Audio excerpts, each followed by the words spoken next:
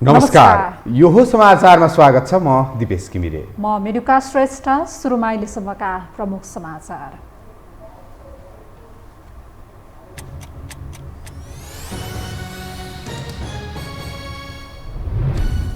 मङ्सिर 4 मा सङ्घ र प्रदेशको चुनाव एकै चरणमा गर्ने मन्त्री परिषदको निर्णय। सत्ताको शक्ति निर्वाचनमा प्रयोग नगर्न प्रतिपक्षको दबाव। सत्ता गठबन्धन सिट बाँडफाँडमा जुट्दै। चुनावको तयारी सुरु भइसकेको निर्वाचन आयोगको भनाई। प्रतिनिधि सभा सदस्यहरूको कार्यकाल मङ्सिर 21 गतेसम्म कायमै रहने। झन्डै 10 लाख मतदाता थपिने अनुमान। निर्वाचनको मिति तोकिएसँगै सरकार काम चलाउ हुने भएपछि हतारमा भए महत्त्वपूर्ण नियुक्ति। अर्थ सचिव मरासनीको सरुवा, परराष्ट्र सल्लाहकारमा सुवेदी नियुक्त। दशकौं बितिसक्दा पनि सशस्त्र द्वन्द्व पीडितको समस्या जिउका तिउ। घाउ बोकेका हजारौं पीडित न्यायको पर्खाइमा। सरकारले ल्याएको विधेयकले झनै अन्याय गर्ने दुखेसो। र अमेरिकी उच्च अधिकारीको भ्रमणले ताइवानमा तरङ्ग। आक्रोशित चीनद्वारा ताइवानको भूमि नजिकै 2 ठूला क्षेप्यास्त्र प्रक्षेपण। शक्ति राष्ट्रका कारण ताइपे रणभूमि बन्ने चिन्ता।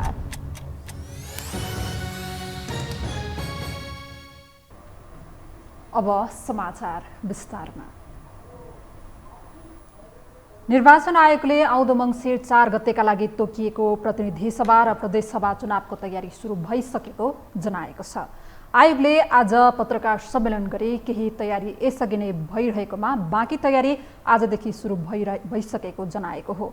पत्रकार सम्मेलनमा आयोगका प्रवक्ता शालिग्राम शर्मा पौडेलले चुनावको घोषणा भएकाले भोलिदेखि मतदाता नामावली सङ्कलनको काम स्थगित हुने बताउनुभयो। आयोगले प्रतिनिधि सभाका सदस्यहरूको कार्यकाल भने आगामी मङ्सिर 21 गतेसम्म कायम रहने बताएको छ।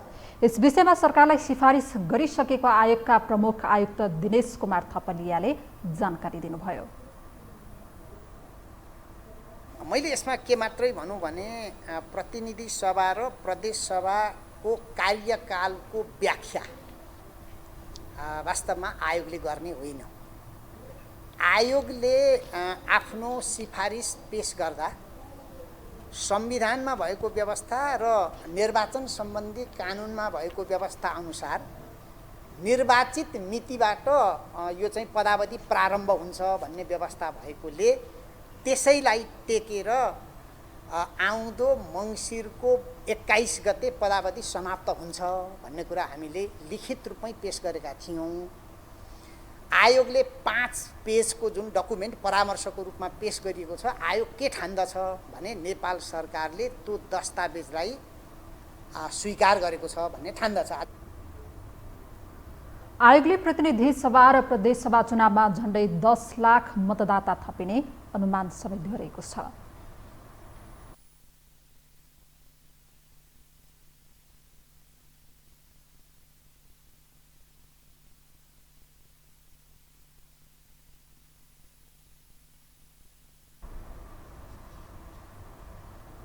प्रतिनिधि सभाकी उपसभामुख पुष्पा भूषाल गौतमले निलम्बित प्रधान न्यायाधीश सोलेन्द्र शमशेर जबरा विरुद्धको महाभियोग संसदको यही अधिवेशनमा अघि बढ्ने बताउनु भएको छ। उहाँले महाअभियोगको विषयलाई संसदबाट नै विशेष छलफल गरेर अघि बढ्न आवश्यक रहेको बताउनुभयो। उहाँले प्रतिनिधि सभाको आगामी बैठकमा महाअभियोगको कार्यसूची राख्ने र संसदमा छलफल गरी महाअभियोग समितिमा संसदबाट प्राप्त सुझाव महाअभियोग समितिमा पठाउने बताउनुभयो। उपसभामुख भूषालले संसदबाट प्राप्त सुझावका आधारमा निलम्बित प्रधान न्यायाधीश जबरा विरुद्धको महाअभियोग अघि बढाउन आवश्यक रहेको बताउनुभयो। समिति गठन भइसकेको कारणले निश्चय नै त्यो समितिले आफ्नो काम सुरु गर्नुभन्दा अगाडि संसदभित्रै यो विषयलाई छलफलको विषय बनाउनुपर्छ र छलफलबाट उठेका सुझावहरू, किनभने संसदभित्रबाट पनि यो विषयलाई सुझावको रूपमा समितिले सुझाव लिनुपर्ने व्यवस्था छ र मलाई चाहिँ छिटो नै अब संसदमा यो विषयलाई एउटा छलफलको विषय बनाएर विषयगत समितिमा यसको सुझावहरू पठाउनको लागि एउटा भनौँ कार्यसूचीमा यसलाई लिएर आएर यसलाई अगाडि बढाउनुपर्छ। अनि मात्र संसदले आफ्नो दायित्वबाट भनौँ नि आफ्नो दायित्वबाट अलिकति अगाडि यो विषयलाई अगाडि बढाउने सम्भावना हुन्छ। उपसभामुख गौतमले आगामी निर्वाचनको लागि मनोनयन दर्ता गर्ने दिनसम्म संसदको आयु रहने पनि बताउनुभयो।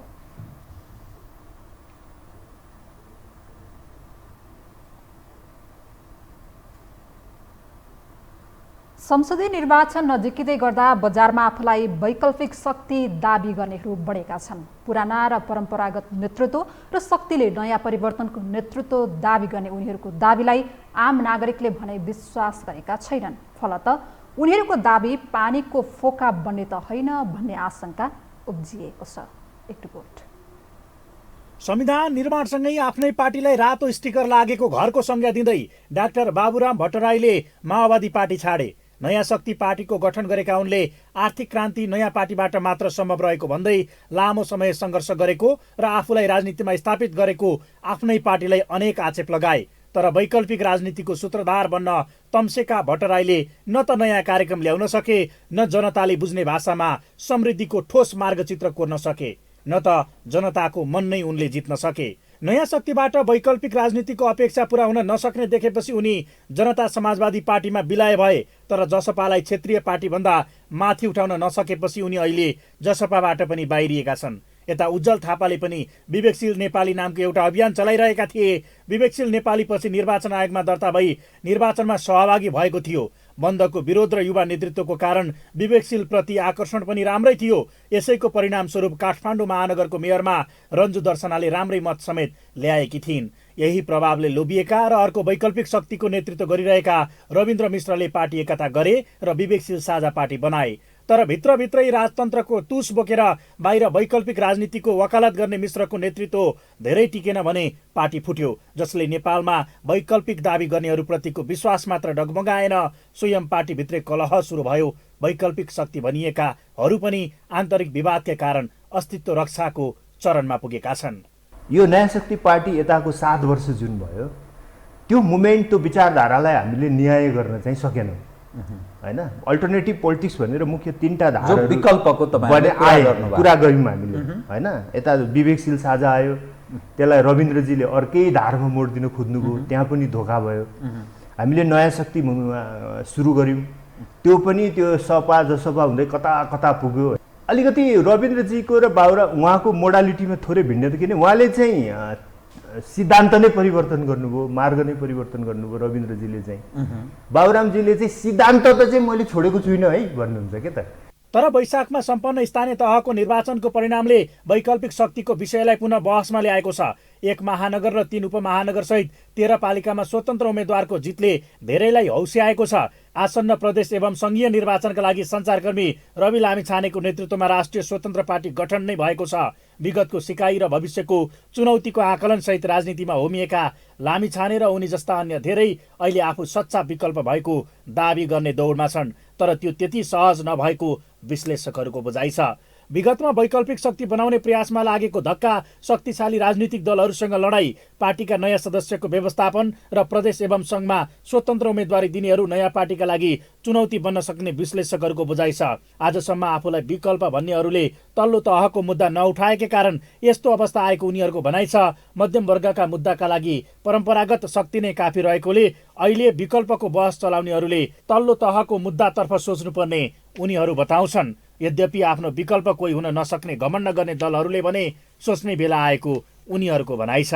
दलहरू छन् नि, यी अहिले सत्ता रूपमा बसेका भन्दा बाहिर, चाहे त्यो रवि लामिछानेको होस्, चाहे स्वागत नेपालहरूको होस्, चाहे राप्रपाकै कुरा गर्नुहोस्, यी पुराना नेता जुन पञ्चायतमा चाहिँ डकार्नुसम्म डकारेर राजतन्त्र समाप्त गरेर बसेका नेताभन्दा बाहेक त आज उनीहरू पनि राष्ट्रियताको सन्दर्भमा त लिङ्दैनै जी भन्नुहोस् न, चिन्तित त छन् नि, उनीहरू पनि चिन्ता त गरिरहेका छन् नि, उनीहरूले पनि राम्रो रिजल्ट ल्याउँछन् भन्नेमा म विश्वास छु।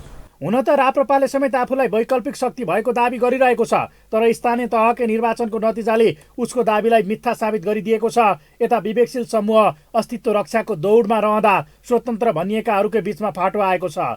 फलत वर्षौंदेखि सङ्गठित हुँदै आएको र समाजको तल्लो तह र सत्तासम्मै पहुँच स्थापित गरेका परम्परागत शक्तिलाई असङ्गठित र फुटको अवस्थामा रहेको शक्तिले धक्का दिनेमा ढुक्क हुन सक्ने अवस्था भने छैन। यो हो टेलिभिजनका लागि रविन्द्र तिमल सिन्हाका साथमा कुलचन्द्र विष्ट, काठमाडौँ। अब बाँकी समाचार। सरकारले प्रदेश र प्रतिनिधि सभा निर्वाचन मङ्सिर 4 गते एकै चरणमा गर्ने निर्णय गरेको छ। यसअघि बुधबार सत्तारूढ गठबन्धनका शीर्ष नेताहरू यसका लागि सहमत भएका थिए, जसलाई प्रमुख प्रतिपक्ष दलले स्वाभाविक भएको प्रतिक्रिया दिएको छ भने आयोगले निर्वाचनको तयारीमा जुटिसकेको बताएको छ। एक रिपोर्ट। सरकारले प्रादेशिक र सङ्घीय निर्वाचनको मिति घोषणा गरेको छ। बिहिबार बसेको मन्त्री परिषद बैठकले आगामी मङ्सिर 4 गतेका लागि प्रादेशिक र सङ्घीय निर्वाचनको मिति घोषणा गरेको हो।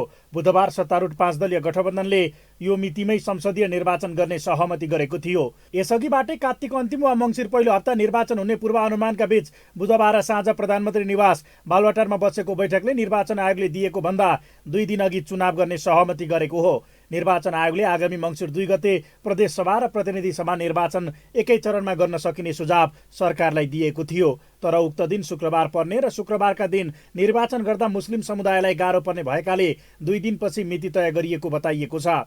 यो बीचमा सत्ता घटक माओवादी केन्द्रका अध्यक्ष पुष्पकमल दाहाल र एकीकृत समाजवादीका अध्यक्ष माधव कुमार नेपालले फागुनसम्म निर्वाचन धकेल्न चाहेको विश्लेषण भएको थियो।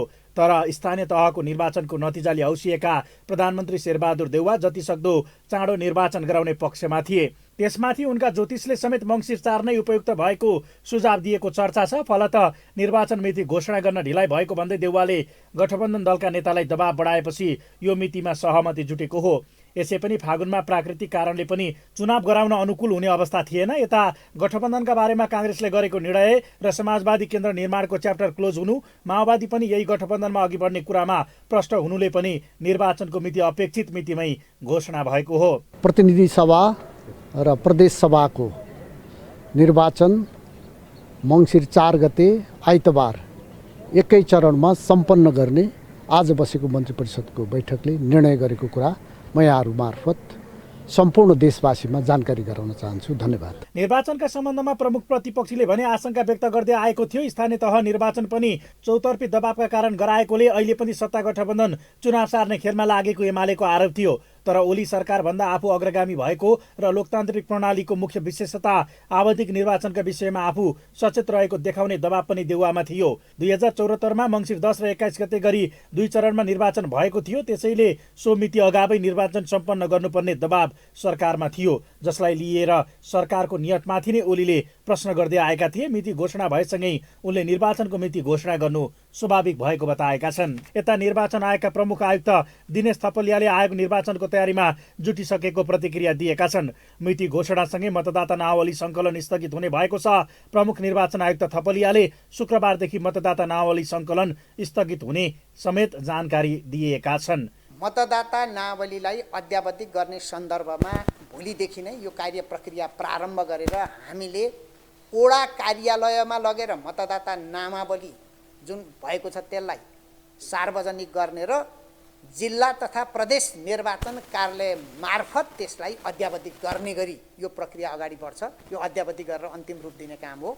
निर्वाचनको मिति घोषणासँगै काङ्ग्रेस सभापति शेरबहादुर देउवा नेतृत्वको गठबन्धन सरकार स्वत काम चलाउमा परिणत भएको छ। तर संसद के हुन्छ भन्ने विषयमा भने फरक बहस सुरु भएको छ। यो हो टेलिभिजनका लागि क्यामेरामा डिबी मगरका साथमा कुलचन्द्र विष्ट, काठमाडौँ। अर्थ सचिव मधु कुमार मरासिनीको प्रधानमन्त्री कार्यालयमा सरुवा भएको छ। मन्त्री परिषदको बैठकले मरासिनीलाई प्रधानमन्त्री तथा मन्त्री परिषदको कार्यालयमा सरुवा गरेको हो। त्यस्तै बैठकले परराष्ट्र मामिला सल्लाहकारमा अरुण सुवेदीलाई नियुक्त गरेको छ। विभिन्न परियोजनामा संलग्न रहेर काम गर्नुभएका सुवेदी प्रत्यक्ष राजनीतिमा भने सक्रिय हुनुहुन्न थियो। आज सामान्यतः सबै विषयमा छलफल भएको छ र गठबन्धनलाई निरन्तरता दिएर अगाडि बढ्ने कुरामा सहमति भएको छ र म शुक्रबार 9:30 बजे फेरि यो गठबन्धनको अर्को बैठक बस्छ र त्यो गठबन्धनको बैठकपछि म तपाईँहरूलाई आफै खबर दिनेछु। त्यस्तै सरकारले नेपाल वायुसेना निगमका कार्यकारी अध्यक्ष युवराज अधिकारीलाई बर्खास्त गरिदिएको छ। अधिकारीमाथि कर्मचारीलाई दुर्व्यवहार गरेको आरोप लागेको थियो।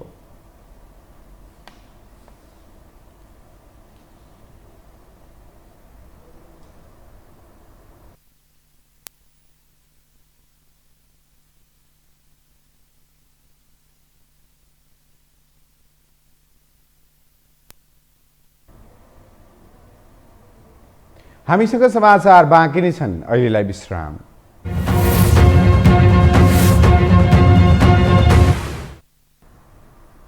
विश्रामपछि स्वागत छ। अब बाँकी समाचार।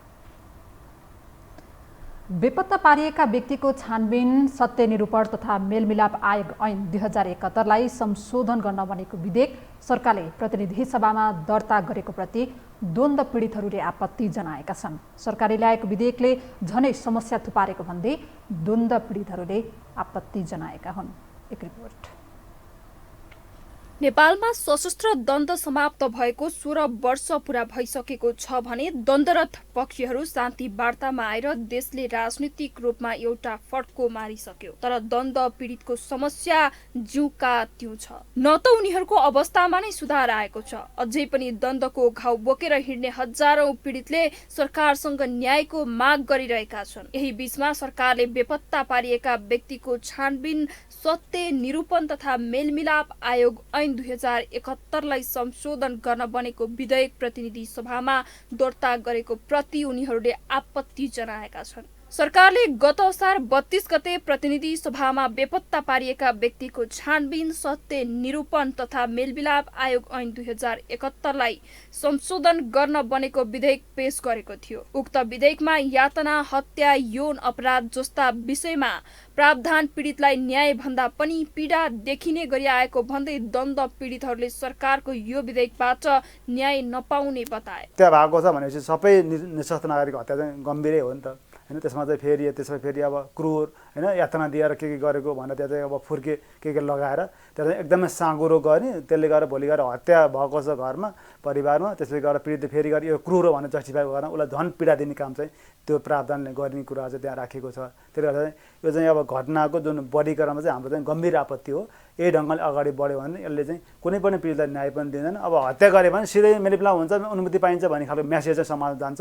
सरकारले यस्तो गम्भीर विषयको विधेयकमा गम्भीर अपराधको परिभाषालाई साँगुरो बनाएर विधेयक ल्याएको उनीहरूको आरोप छ। निरन्तर 7 वर्षदेखि विधेयक संशोधन गरेर द्वन्द्व पीडितको माग सम्बोधन गर्न माग गर्दै आए पनि वर्तमान सरकारले संसदमा पेश गरेको ऐनमा समेत पीडितसँग परामर्श समेत नगरी ल्याएको उनीहरूको गुनासो छ। द्वन्द्वको पीडा बेहोर्ने सबै पक्षका व्यक्तिले कुनै न कुनै हिसाबमा अझै पनि न्यायको अनुभूति गर्न खोजिरहेका छन्। यही बीचमा राष्ट्रिय मानव अधिकार आयोगले पनि सरकारले संसदमा पेश गरेको संक्रमणकालीन न्याय सम्बन्धी ऐन सुधार गर्नुपर्ने सुझाव दिएको छ। हामीले पनि एक किसिमको धारणा त बनाएका छौँ। हामीले पनि 3 मौलिक सहित कोडकार गरेर राखेका छौँ। त्यो कुराहरूले हामी आफै सदस्यहरू बिच चाहिँ अब निर्णय गरेर पुर्याउनु पर्ने अवस्था छ।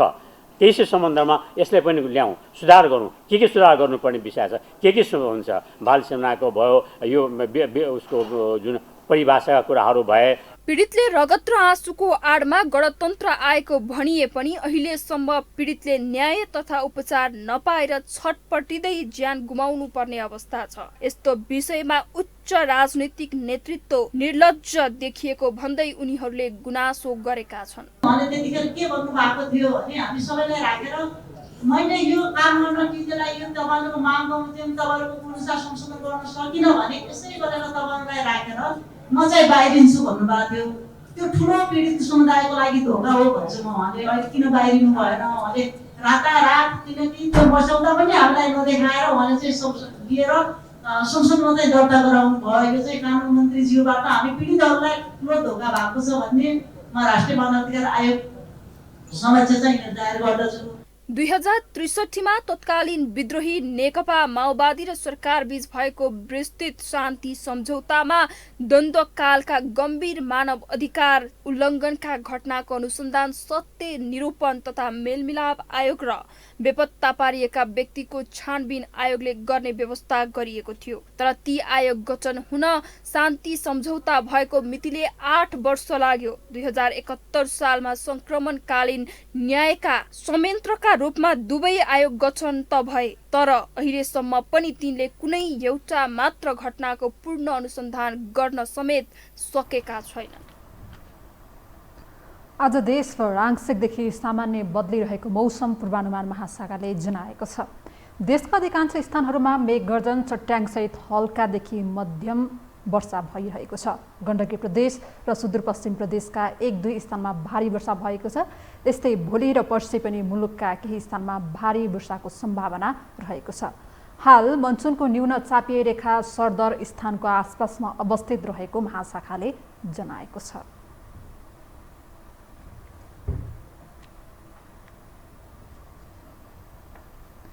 पछिल्लो 24 घण्टामा थप 770 जनामा कोरोना संक्रमण पुष्टि भएको छ। स्वास्थ्य तथा जनसङ्ख्या मन्त्रालयका अनुसार 5926 जनाको परीक्षणमा 760 जनामा संक्रमण पुष्टि भएको हो। यससँगै कोरोनाका सक्रिय संक्रमितको संख्या 5602 पुगेको छ। पछिल्लो 24 घण्टामा 324 जना संक्रमणमुक्त भएका छन्। संक्रमणका कारण थप 1 जनाको मृत्यु भएको छ।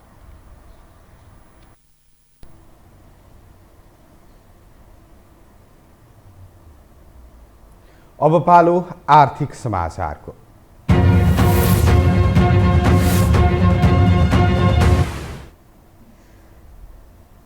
बैंकिङ प्रणालीको ब्याज दर उच्च दरमा बढ्न थालेपछि त्यसको असर प्रत्यक्ष रूपमा धितोपत्र बजारमा देखिन थालेको छ।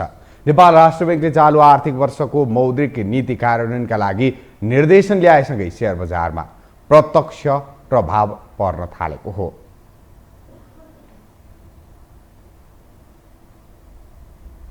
नेपाली शेयर बजार यति बेला निरन्तर घट्दो क्रममा छ।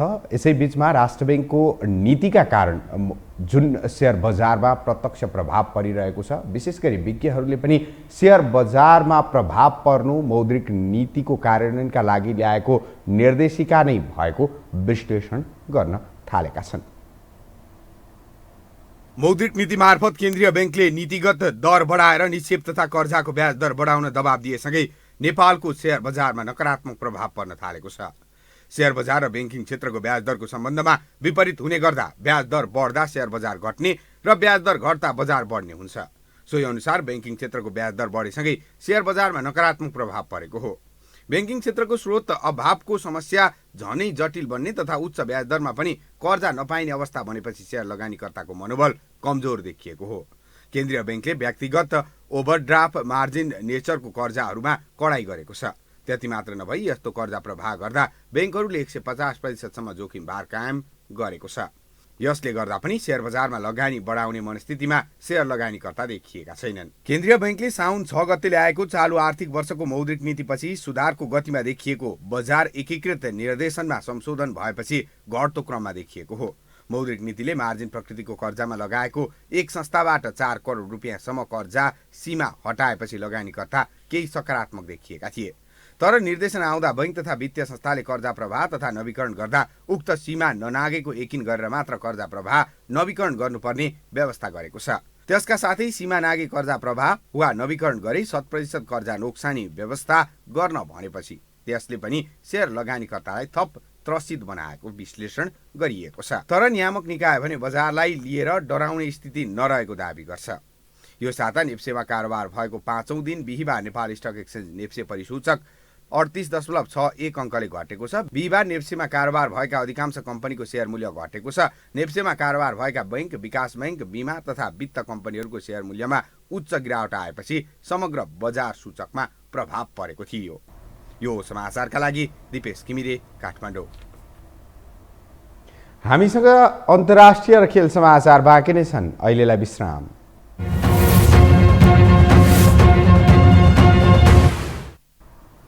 विश्रामपछि पुनः स्वागत छ। अब पालो अन्तर्राष्ट्रिय समाचारको।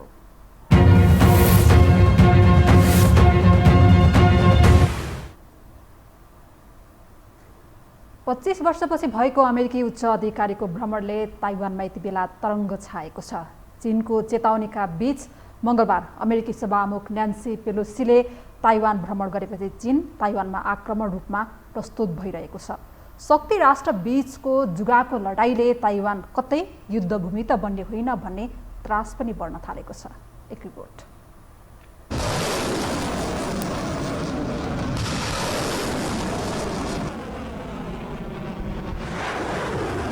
चीनका कटु आलोचक समेत रहेका अमेरिकी संसदको तल्लो सदन हाउस अफ रिप्रेजेन्टेटिभकी सभामुख न्यान्सी पेलोसीको भ्रमणसँगै एसियाली मुलुक ताइवानमा तनाव बढेको छ। पेलोसीको भ्रमणलाई लिएर असन्तुष्ट चीनले ताइवानको सीमा क्षेत्रमा सैन्य अभ्यास थप आक्रामक बनाएको छ। चीनले ताइवानको स्वशासित टापुमा बिहिबार गरेको युद्ध अभ्यासलाई अहिलेसम्मकै ठूलो भएको अन्तर्राष्ट्रिय सञ्चार माध्यमले जनाएका छन्। ताइवानले चीनिया गतिविधिप्रति आपत्ति जनाएको छ। चीनले युद्ध पोतहरू तैनात गरी सैन्य अभ्यास साथै मिसाइल प्रक्षेपण समेत गरेका छन्। तनावकै कारण ताइवानले बिहिबार एयरलाइन्स उडान रद्द गरेको थियो। अमेरिकाका कारण चीन र ताइवान बीच बढेको तनाव कतै रसिया युक्रेन जस्तै युद्धभूमि बन्ने त होइन, त्रास बढेको छ। चीन भनेको तपाईँ हामी र खास गरेर हाम्रो राजनीति तात्कालिक राजनीति हुन्छ। चीन चाहिँ 100 वर्ष पछाडिको कुरा हेर्छ चिनियाहरूको नीति सञ्चालन गर्ने प्रक्रिया, र त्यसले गर्दाखेरि उनीहरूलाई अहिले थाहा छ कि अहिले अमेरिकासँग युद्धमा जाँदाखेरि उनीहरूलाई फाइदा छैन। ताइवानको वरिपरि युद्ध एक्सर्साइजहरू भइरहेछ। त्यो चाहिने के भनेदेखि यो पेलोसीको भिजिटले ताइवानमा चाहिने यो स्वतन्त्रतातर्फको जुन एउटा सोच छ त्यतातिर तिमीहरू नजाऊ है भन्ने एउटा चेतावनी मात्रै हो जस्तो मलाई लाग्छ। तत्काल आक्रमक देखिए पनि चीनले ताइवानमाथि आक्रमण भने नगर्ने विश्लेषण जानकारहरूको छ। यता लोकतान्त्रिक मुलुक ताइवानमाथि चीनको दाबी र बढ्दो प्रभावबारे अमेरिका चिन्तित छ। राष्ट्रपति साई नेतृत्व सरकार लोकतन्त्रका कट्टर पक्षधर भएका कारण अमेरिकाले ताइवानमाथि प्रभाव बनाउन खोजेको प्रश्न छ। फलत अमेरिका यसको भरपूर फाइदा लिन खोज्दैछ भने अर्कोतर्फ ताइवानको रणनीतिक अवस्थितिका कारण पनि अमेरिकाको नजरमा छ। अमेरिका एउटा डेमोक्रेटिक हेजमोन हो यो संसारमा हैन, उसले चाहिँ एउटा चाहिँ डेमोक्रेसीको प्रिजर्भेसन भनेर भनिरहेछ। तर स्ट्रेटेजिकल्ली चाहिँ त्यहाँ के छ भन्दाखेरि त्यो आइल्यान्ड नेसनहरू चाहिँ अमेरिकाको एलाइजहरू छन् नि हैन, त्यो चेनमा चाहिँ नि ताइवान त्यो ठ्याक्कै त्यो एक्सेसमै पर्छ क्या। अब त गुआम, जापान, साउथ कोरियाहरू छन् त हैन, त्यो ठाउँमा चाहिँ नि ताइवानसँग चाहिँ अमेरिकाको कन्टिन्युड स्ट्रेटेजिक रिलेसनसिप हुनु चाहिँ एकदम इम्पोर्टेन्ट छ। त्यहाँ नहुनु र भोलि कुनै दिनमा रियुनिफिकेसन भन्ने एउटा कुरा आइरहेछ नि, चाइनाले कुनै दिन दबाब दिएर रियुनिफिकेसन गर्ला, त्यो हुनु बित्तिकै चाहिँ नि अमेरिकाको चाहिँ नि त्यो समुद्री एक्सेसमा चाहिँ नि एउटा प्रभाव घट्ने त्यो सम्भावना पनि बढेको हुनाले पनि यो चिज चाहिँ अहिले फेरि अलिकति एउटा रिभिजिट भएको छ। चीन र ताइवान बीच बढ्दो तनावले विश्व तरङ्गी तथा ध्रुवीकृत हुन थालेको छ। चीनको सैन्य अभ्यासलाई लिएर G7 मुलुकले विरोध गरेका छन्। उनीहरूले यो क्षेत्रमा स्थायित्व चाहेको उल्लेख गरेका छन्। दक्षिण पूर्वी एसियाली मुलुकको संगठन आसियानले भने ताइवानको मामिलामा चीनको समर्थन गरेका छन्। आफूहरू एक चीन नीतिमा प्रतिबद्ध रहेको उल्लेख गरेका छन्। अन्तर्राष्ट्रिय संघ संगठन मात्र होइन, विश्वका विभिन्न मुलुकहरू पनि विभाजित छन्। पेलोसीको ताइवान भ्रमण एक चीन नीति विपरीत भएको भन्दै नेपालमा कतिपय कम्युनिस्ट नेताहरूले विरोध नै जनाएका छन्। नेकपा एकीकृत समाजवादीका सम्मानित नेता पूर्व प्रधानमन्त्री झलनाथ खनाल र नेमकिपाका अध्यक्ष नारायणमान बिजुक्छे चीनको पक्षमा उभिएका छन्। भेनेजुएला र युक्रेन मामिलामा पक्षधर भन्दा आलोचित बनेको नेपालले ताइवान र चीन मामिलामा भने अझै औपचारिक धारणा सार्वजनिक गरेको छैन। ताइवान र चीन मामिलामा सरकार असंलग्न परराष्ट्र नीतिप्रति अडिग रहनुको विकल्प नभएको सुझाव जानकारहरूको छ। कसैलाई एउटाको नाम सुन्ने बित्तिकै एलर्जी हुने, अर्कालाई अर्काको नाम सुन्ने बित्तिकै मोहित हुने, त्यो एटिट्युड बन्द गर्नुपर्छ, एक नम्बर। दुई नम्बर, यो केसमा चाहिँ नेपालले प्रष्ट रूपमा हामी एक चीन नीतिमा अडिग छौँ, त्यसमा कुनै तलमाथि हुँदैन भन्ने दोस्रो सन्देश त्यहाँ जानुपर्छ।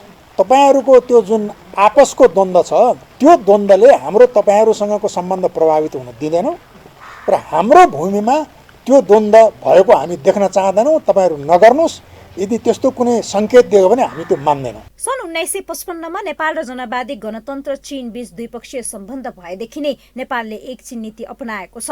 छिमेकी मुलुक चीनले नेपालको समर्थन गर्न सार्वजनिक रूपमा अपिल गरिसकेका छन्। यस्तो अवस्थामा नेपालले के गर्छ भन्ने विषयमा आम चासो बढेको छ। यो हो टेलिभिजनका लागि क्यामेरामा विशाल प्याकुरेलका साथमा निम्लेकी शेर्पा, काठमाडौँ। अब पालो खेल समाचारको।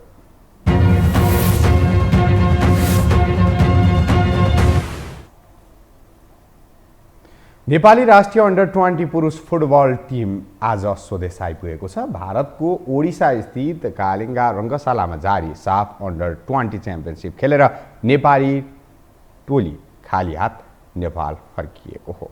एक रिपोर्ट। 2015 र 17 लगातार 2 पटकको साफ उमेर समूह विजेता रहिसकेको नेपाल यसपटकको प्रतियोगितामा भने निराश हुन परेको छ। अन्डर 20 साफ च्याम्पियनसिपमा सहभागी भएर नेपाली युवा टोली बिहिबार खाली हात स्वदेश फर्केको छ। उपाधि होडमा भारत र बङ्गलादेश बाधक बनेपछि नेपालको फाइनल खेल्ने सपना समाप्त भएको हो। 2 पटकको विजेता हुँदा भारत र बङ्गलादेशलाई नै पराजित गर्दै उपाधि उचालेको नेपालले यसपटक यी दुवै टोलीका विरुद्ध जित निकाल्न सकेन। बङ्गलादेश विरुद्ध 1-1 गोलको बराबरी खेल्दा भारतका विरुद्ध 8-0 को लज्जास्पद हार बेहोर्यो। यही हार र बराबरीले चौथो संस्करणको यो प्रतियोगिता नेपालका लागि सहभागितामा मात्रै सीमित रह्यो। कुनै समय थियो जब दक्षिण एसियाको उमेर समूहमा नेपाल सबै राष्ट्रवादी हावी हुने गर्थ्यो। भारत लगायतका अन्य राष्ट्रलाई फाइनलमा नै पराजित गरेर उपाधि जितेको इतिहास पनि छ। तर अहिले भारत साफ भन्दा धेरै अघि बढिसकेको र साफलाई गन्नै छोडिसकेको छ। श्रीलङ्कासँग खेलेको गेम हेऱ्यौँ, प्लेयरहरू हेऱ्यौँ, उसको स्टडी गऱ्यौँ, त्यसपछि एउटा बङ्गलादेशसँग खेलेको हेऱ्यौँ, स्टडी गऱ्यौँ होइन।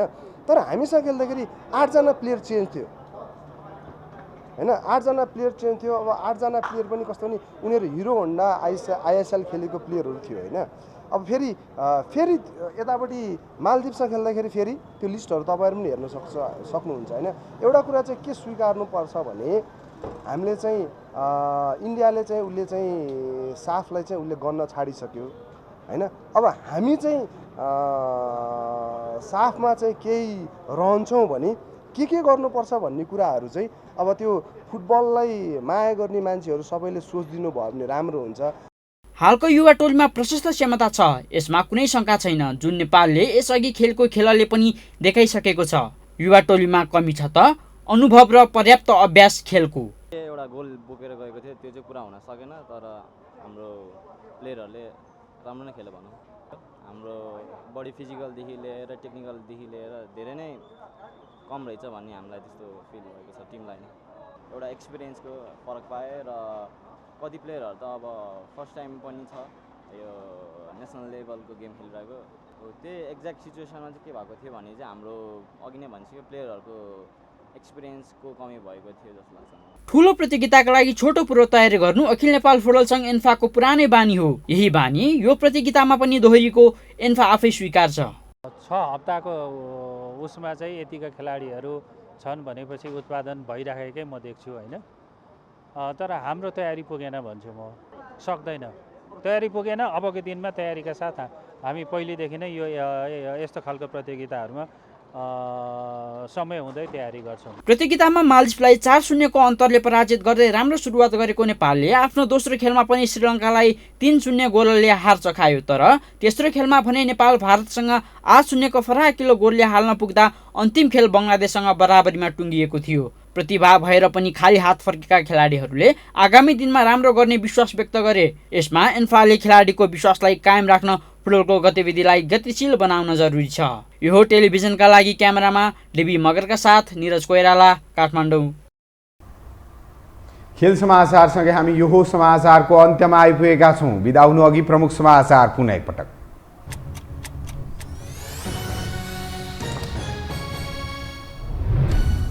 मङ्सिर 4 मा सङ्घ र प्रदेशको चुनाव एकै चरणमा गर्ने मन्त्री परिषदको निर्णय। सत्ताको शक्ति निर्वाचनमा प्रयोग नगर्न प्रतिपक्षको दबाव। सत्ता गठबन्धन सिट बाँडफाँडमा जुट्दै।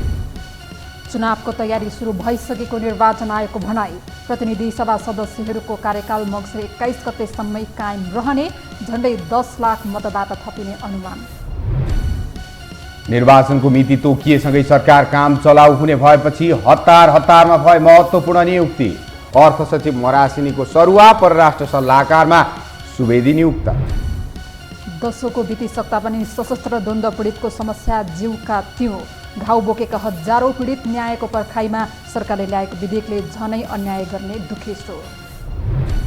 र अमेरिकी उच्च अधिकारीको भ्रमणले ताइवानमा तरङ्ग। आक्रोशित चीनद्वारा ताइवानको भूमि नजिकै 2 ठूला क्षेप्यास्त्र प्रक्षेपण। शक्ति राष्ट्रका कारण ताइपे रणभूमि बन्ने चिन्ता।